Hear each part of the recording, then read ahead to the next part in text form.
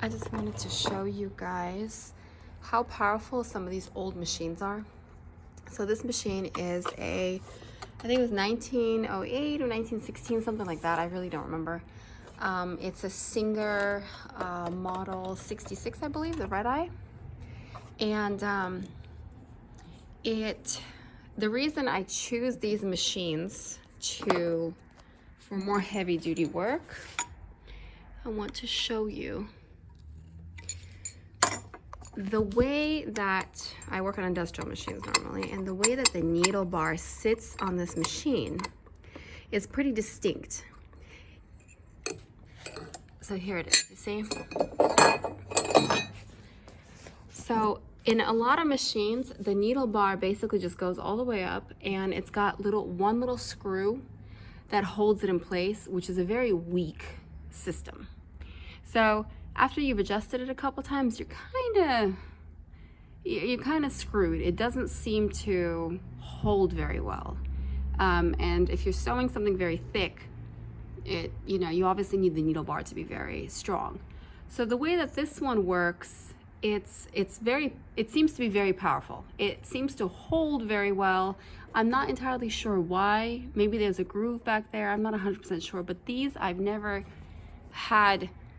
Anytime I've had a timing blow or anything like that, I've never had a needle bar issue, ironically. So this is why. And again, these machines are not designed to sew heavy duty upholstery or things like that, but you have to understand that back then, there was a lot of different options. There was very heavy wool. So you're expected to mend your husband's clothing, which is gonna be wool trousers with lining, So they're designed for a more heavy duty labor. Okay, let me thread this really quick and I'm just gonna show you. So all I did was I took this machine, which was actually off a treadle. So it did not have a motor.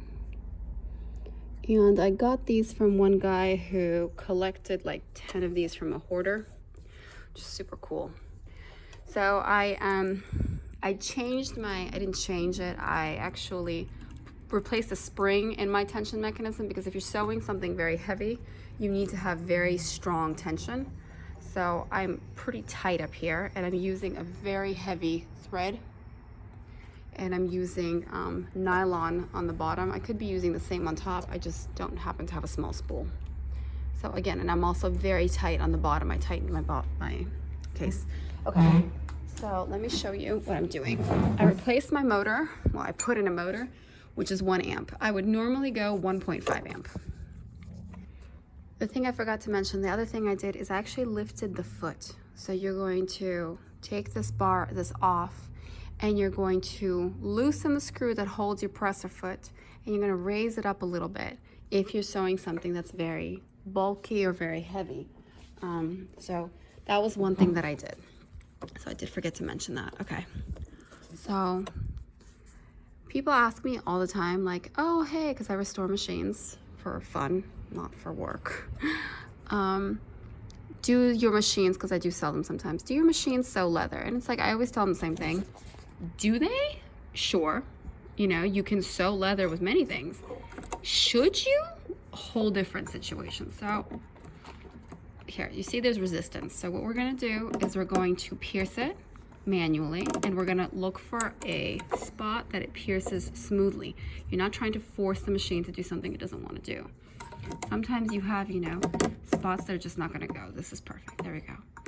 So what I always do when I start up, I rotate once, twice, and part of that is because sometimes when I'm setting this thing up, I have too much tension. You don't want to have too much tension, because you don't want there to be too much resistance, because it's going to bend the needle. So I'm going to release this just a little bit to make sure that I'm getting enough momentum that my needle can easily get in there. There we go. Okay. And then I always start with my needle in there. Always. And that's really important. Okay, this is also not very important that your spool is unwinding smoothly. So let me show you what I just did and what I've done with this machine overall. This is all stitching from this machine. It's a very clean, beautiful straight stitch. Here's the back. You could see it's tight, it's good. But again, it's a delicate process. So we're going to rotate it by hand, make sure the needle is down. I'm gonna go sideways just so it's better to see. Okay, and we'll go across that. So one more time, we'll rotate, make sure that we're able to get in without much resistance, and then go.